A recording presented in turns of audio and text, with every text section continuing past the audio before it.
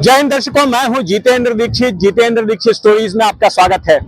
इस वक्त मैं मौजूद हूं मुंबई के मशहूर शिवाजी पार्क में, वो जगह जहां सचिन तेंदुलकर, विनोद कांबली और कई भारतीय क्रिकेटरों का करियर शुरू हुआ। आप सोच रहे होंगे कि इस चैनल पर तो मैं अंडरवर्ल्ड से जुड़े किस्से कहानियां सुनाता हूं, फिर मैं आज इस क्रिकेट के मैदान में क्या कर रहा हूं। दरअसल इस वक्त चल रही है चैंपियंस ट्रॉफी। संयुक्त अरब अमीरात और पाकिस्तान उसकी मेजबानी कर रहे हैं। वैसे क्रिकेट में मेरी कोई दिलचस्पी नहीं रही है, ना तो मैं क्रिकेट खेलता हूं ना मैं क्रिकेट देखता हूं। बचपन में शायद 9-10 साल की उम्र जब रही होगी तब मैंने आखिरी बार क्रिकेट खेला था अपने दोस्तों के साथ में, और उसके बाद से कभी क्रिकेट में कभी दिलचस्पी दिखाई नहीं, कोई रुचि नहीं रही क्रिकेट में। हाँ, ये जरूर रहा कि जब भी भारत पाकिस्तान के बीच मैच होता था तो इस उम्मीद में मैं जरूर वो मैच देखता था कि भारत पाकिस्तान को हरा देगा, क्योंकि पाकिस्तान का हारना अच्छा लगता था, फिर चाहे वो क्रिकेट के मैदान पर हो या फिर जंग के मैदान में। मेरी क्रिकेट में सिर्फ इतनी ही रुचि रही है जहां पर उसका संबंध अंडरवर्ल्ड से आता है, और क्रिकेट और अंडरवर्ल्ड में अच्छा खासा संबंध रहा है। अंडरवर्ल्ड हर उस व्यवसाय में, हर उस खेल में, हर उस कारोबार में रुचि लेता है जहां पर बड़े पैमाने पर पैसों का लेन देन होता हो, और ऐसा क्रिकेट में भी होता है। मुंबई अंडरवर्ल्ड के तमाम गिरोह क्रिकेट में खासी रुचि लेते आए हैं, अच्छी खासी दिलचस्पी दिखाते आए हैं, क्योंकि इसमें बड़ा पैसा रहा है। और तमाम गिरोहों के बीच एक गिरोह जिसने सबसे ज्यादा इस खेल में अपना दखल रखा, वो गिरोह था दाऊद इब्राहिम का। दाऊद की क्रिकेट में 3 तरह की दिलचस्पी थी, 3 तरह के रिश्ते दाऊद के क्रिकेट के साथ थे। पहला रिश्ता यह था कि दाऊद खुद क्रिकेट का शौकीन था, क्रिकेट प्रेमी था। दूसरा रिश्ता धंधे का था, क्रिकेट के जरिए दाऊद पैसा कमाता था। और तीसरा रिश्ता था परिवार का। पाकिस्तान के एक मशहूर क्रिकेटर के बेटे के साथ दाऊद की बेटी की शादी हुई थी। तो इन तीनों ही तरह के रिश्तों से जुड़े कुछ किस्से कहानियां हैं जो आज मैं आपको सुनाने जा रहा हूं। सबसे पहले बात करते हैं क्रिकेट प्रेमी दाऊद की। दाऊद दक्षिण मुंबई के जिस पाकोरिया स्ट्रीट में रहता था, वहां पर करीब 15-16 साल की उम्र में उसने अपने दोस्तों के साथ एक ग्रुप बनाया हुआ था, एक क्रिकेट टीम बनाई थी। उन दिनों ऐसा होता था, मुंबई के गली मोहल्लों में लड़के क्रिकेट के क्लब्स बना लेते थे, उनका इस तरह तरह का नाम रखते थे, जैसे 11 star cricket club, young boys cricket club, और ऐसे मिलते जुलते नामों के क्रिकेट क्लब बनाए जाते थे। और महीने में 1 या 2 बार जो है किसी मैदान में टूर्नामेंट्स हुआ करते थे, और वहां पर ये क्लब जो है मैच खेला करते थे। तो दाऊद इब्राहिम ने भी अपने दोस्तों के साथ एक क्लब बनाया था, और जिसका नाम रखा था आजाद ग्रुप। तो आजाद ग्रुप में छोटा शकील भी था, दाऊद का भाई अनीस भी था, और उस इलाके के कई सारे लोग थे जो आगे चलकर दाऊद गिरोह के सदस्य बने। तो अक्सर जब वहां के नागपाड़ा में एक मैदान है, मस्तान तालाब का मैदान, वहां पर अक्सर टूर्नामेंट हुआ करते थे। तो वहां पर दाऊद उस टीम का कैप्टन होता था, आजाद ग्रुप का, और वहां पर जो मैच खेले जाते थे उसमें शिरकत करता था। और 1986 में जब दाऊद भारत से भागकर दुबई चला गया, तब भी उसका क्रिकेट प्रेम बरकरार रहा। आपने अक्सर टीवी पर वो तस्वीरें देखी होंगी कि किस तरह से दाऊद जो है शारजा के स्टेडियम में बैठकर छोटा शकील, छोटा राजन और बाकी के साथी, उन दिनों छोटा राजन जो है दाऊद के साथ ही हुआ करता था, 1994 तक वो दाऊद के साथ ही था, और अपने 3-4 बाकी के सदस्यों के साथ में बैठकर वो क्रिकेट मैच देख रहा होता है। आपको जानकर ताज्जुब होगा कि दाऊद आज एक आतंकवादी के तौर पर जाना जाता है, एक देशद्रोही के तौर पर, एक भगोड़े के तौर पर जाना जाता है। लेकिन 1993 से पहले तक उसकी ऐसी इमेज नहीं थी। दाऊद को सिर्फ एक गैंगस्टर समझा जाता था, एक अपराधी समझा जाता था, एक माफिया डॉन समझा जाता था। और दाऊद जब क्रिकेट के स्टेडियम में जाता था, जब भी दुबई में, शारजा में जब वहां पर मैच होते थे, तो वहां दाऊद भारत का झंडा लेकर जाता था, भारतीय क्रिकेट टीम को चीयर अप करता था।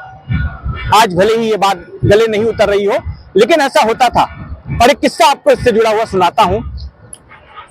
फिल्म अभिनेता दिवंगत महमूद वो एक बार शारजा में ड्रेसिंग रूम में इंडियन क्रिकेट टीम की दाऊद को लेकर चले गए। महमूद और दाऊद के रिश्ते के बारे में मैं पहले भी एक पिछले वीडियो में आपको बता चुका हूं कि किस तरह से जब एक पुलिस इंस्पेक्टर मुंबई में महमूद के घर पर गए थे तो वहां पर महमूद ने बड़े शान से बताया था कि ये जो बड़ा टीवी का स्क्रीन आप देख रहे हो ये मुझे दाऊद भाई ने दिया है। तो महमूद और दाऊद के बड़े अच्छे रिश्ते थे उन दिनों में। और उसी दौरान 1980 के दशक का अंत होगा, उसी दौरान एक बार शारजा में महमूद दाऊद इब्राहिम को लेकर इंडियन क्रिकेट टीम के ड्रेसिंग रूम में चला गया। और वहां पर जो क्रिकेटर्स मौजूद थे वो दाऊद को उस वक्त जानते नहीं थे, क्योंकि दाऊद तब मुंबई और आसपास के इलाके में एक अपराधी के तौर पर जाना जाता था, लेकिन एक राष्ट्रीय नाम नहीं बना था। आज तो दुनिया भर के लोग जानते हैं कि दाऊद इब्राहिम कौन है, लेकिन उस वक्त में ज्यादा लोगों को पता नहीं था कि ये इतना बड़ा अपराधी है।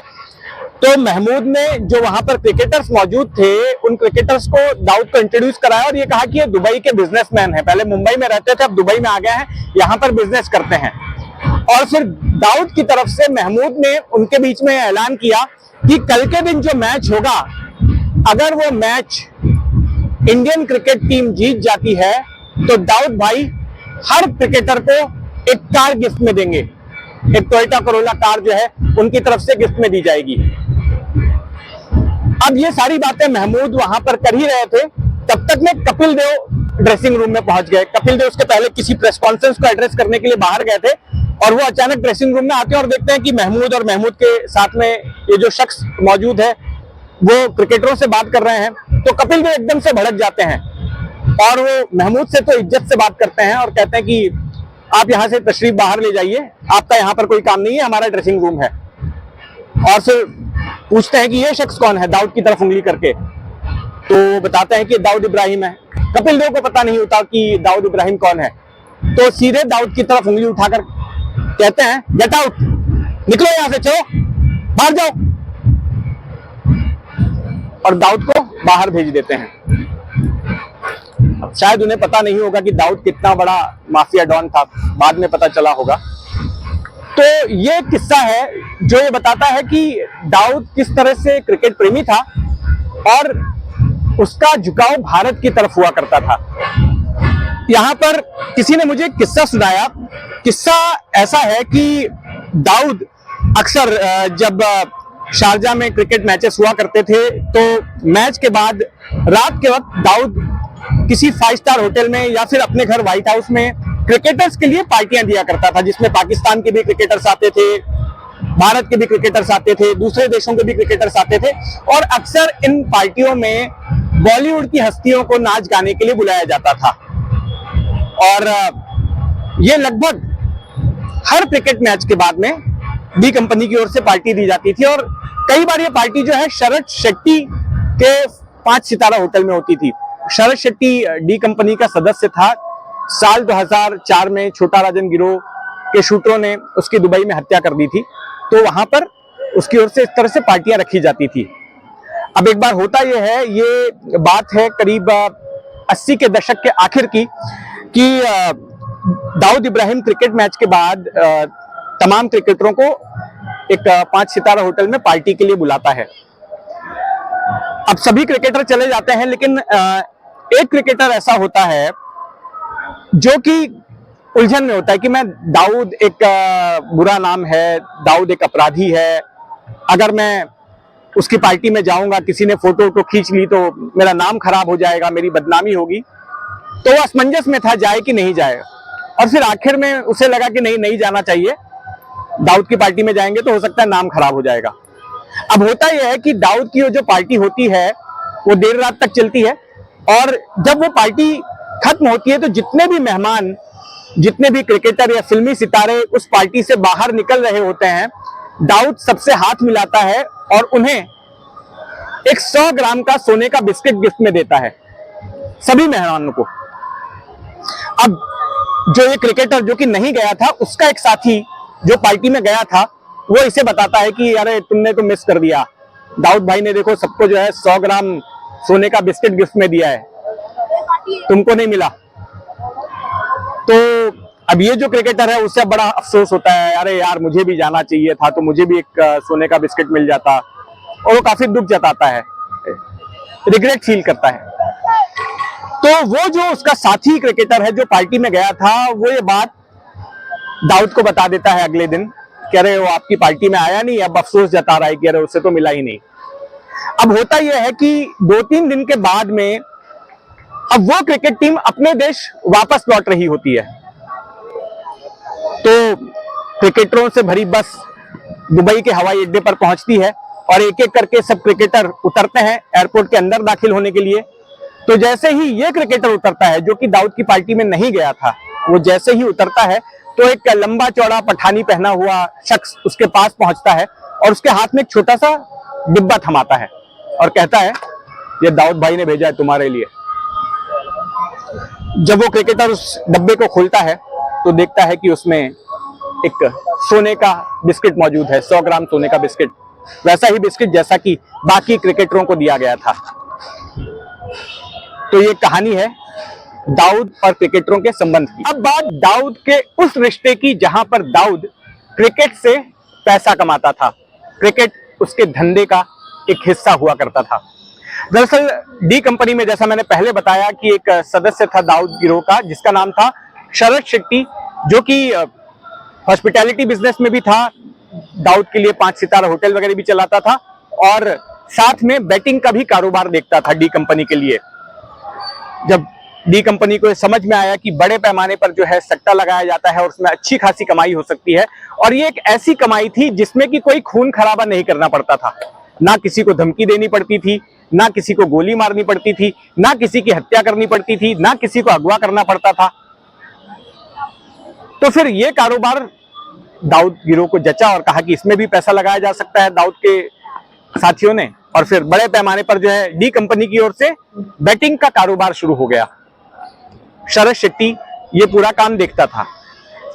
अब इससे जुड़ा हुआ एक किस्सा है कि ये जो बेट्स लगाए जाते थे, जो सट्टा लगाया जाता था, ये मुंबई में एक बहुत बड़ा बुकी हुआ करता था जिसका नाम था शोभन काला चौकी। ये मुंबई के काला चौकी इलाके में रहता था। 1986-87 के आसपास तक ये पंटर का काम करता था, यानी कि ये पैसे वैसे लगाता था, लेकिन बाद में ये खुद बुकी का काम करने लग गया। तो इसी शोभन काला चौकी के जरिए जो है डी कंपनी उन दिनों पैसा लगाती थी, ये बताया जाता है। अब होता यह है कि एक बार छोटा शकील ने डी कंपनी की ओर से बड़े पैमाने पर 1999 में अहमदाबाद में एक मैच हुआ था भारत और न्यूजीलैंड के बीच, उसमें करोड़ों रुपए लगा दिए थे, लेकिन वो रकम डी कंपनी सट्टे में हार गई। अब छोटा शकील को पता चलता है कि शोभन काला चौकी ने इस मैच को फिक्स करवाया है, जिसकी वजह से उसे नुकसान हुआ, ऐसा उसे शक हुआ। इसके बाद छोटा शकील ने घोषणा कर दी सौदा फॉक। सौदा फॉक का अंडरवर्ल्ड की जुबान में मतलब होता है सौदा रद्द, यानी कि मैं अब कोई पैसा वैसा देने वाला नहीं हूं। ना केवल छोटा शकील ने सौदा फॉक की घोषणा की, बल्कि इसके साथ साथ उसने शोभन काला चौकी को सबक सिखाने के लिए अपने शूटर भेज दिए उसकी हत्या करने के लिए। अब कहीं से जानकारी मुंबई पुलिस के पास आ गई और फिर मुंबई पुलिस ने शोभन काला चौकी को सुरक्षा देकर उसकी जान बचा ली। यह शायद पहला मामला था जब किसी बुकी को मुंबई पुलिस ने इस तरह से सुरक्षा दी थी। तो एक कहानी है। इसके बाद भी कई बार डी कंपनी के ऊपर मैच फिक्सिंग के आरोप लगे, सट्टेबाजी के आरोप लगे। खास करके अगर 2013 की बात करें तो जो आईपीएल मैच फिक्सिंग का मामला था, स्पॉट फिक्सिंग का मामला था, जिसकी जांच दिल्ली पुलिस ने की थी, उसमें भी डी कंपनी का नाम सामने आया था और उस मामले में दाऊद इब्राहिम को और छोटा शकील को प्रोक्लेम्ड ऑफेंडर घोषित किया गया है, भगोड़ा घोषित किया गया है। और एक सुप्रीम कोर्ट ने पैनल गठित किया था। उस पैनल ने भी अपनी जांच में पाया कि बड़े पैमाने पर डी कंपनी मैच फिक्सिंग में या सट्टे के कारोबार में लिप्त है और आईपीएल के एक एक मैच में उस दौरान, मतलब 2012-13 में 150 करोड़ रुपए तक का सट्टा इनकी ओर से लगाया जाता था। हालांकि तब छोटा शकील ने यह कहा कि देखिए, हम जो है अब सट्टे के कारोबार से दूर हो चुके हैं। जब तक अन्ना था, अन्ना यानी कि बड़ा इडली शरद शेट्टी, जब तक कि वो था 2004 तक, तब तक हम इस कारोबार में दाखिल थे, लेकिन उसके बाद से हमने इस कारोबार से खुद को दूर कर लिया। हमारा कोई लेना देना नहीं है। दाऊद भाई का कहना है कि हमें इस तरह का हराम का पैसा नहीं चाहिए और अब हम रियल एस्टेट के कारोबार में हैं। तो इस तरह की बात कही थी। इसके पहले इंडिया टुडे मैगजीन को भी एक छोटा शकील ने इंटरव्यू दिया था और उसमें उसने खुलकर ये कहा था कि देखिए, मैच फिक्सिंग का कारोबार होता है और इसमें क्रिकेट के कैप्टन से लेके, क्रिकेट टीम के कैप्टन से लेके, मैनेजर से लेके आईसीसी के सदस्य तक उसमें शामिल होते हैं। इसके अलावा एक चैनल, एक अल जजीरा नाम का चैनल है जो कतर से चलता है, उसने भी अपना इन्वेस्टिगेशन किया था। उसने एक स्टिंग ऑपरेशन किया था और उसमें भी पाया गया कि डी कंपनी बड़े पैमाने पर क्रिकेट के सट्टे में इन्वॉल्व है। अब बात करते हैं दाऊद और क्रिकेट के तीसरे तरह के रिश्ते की। ये तीसरे तरह का रिश्ता पारिवारिक रिश्ता है। दाऊद इब्राहिम की एक बेटी है जिसका नाम है माहरुख।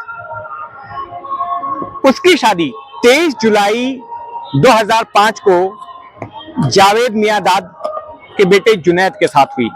आप सभी जानते हैं जावेद मियांदाद पाकिस्तान का एक मशहूर क्रिकेटर रहा है और दाऊद ने ऐसे पाकिस्तान में जो कई मशहूर लोग हैं, बड़े पदों पर मौजूद लोग हैं, चाहे वो सेना के अधिकारी हों, सरकार के अधिकारी हों, उनके साथ में पारिवारिक रिश्ते बनाए हैं। दाऊद के कई भाई भी हैं, उसके कई भतीजे हैं, भांजे हैं।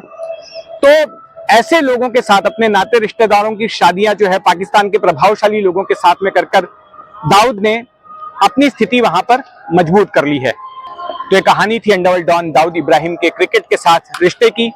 इस जैसे तमाम किस्से कहानियों के लिए जुड़े रहें जितेंद्र दीक्षित स्टोरीज के साथ। और अगर आपने अब तक इस चैनल को सब्सक्राइब नहीं किया है तो सब्सक्राइब कर लें। इसके अलावा इस जैसे तमाम किस्से कहानियां आपको मेरी किताब बॉम्बे आफ्टर अयोध्या में भी पढ़ने मिल जाएंगे। ये किताब अंग्रेजी के अलावा हिंदी में भी प्रकाशित हुई है, जिसका नाम है अयोध्या ने कैसे बदल दी बंबई, और इसका मराठी संस्करण भी उपलब्ध है। तो अगर आप दिलचस्पी रखते हैं इस जैसे किस्से कहानियों में तो ये किताबें भी जरूर पढ़ें। जय हिंद।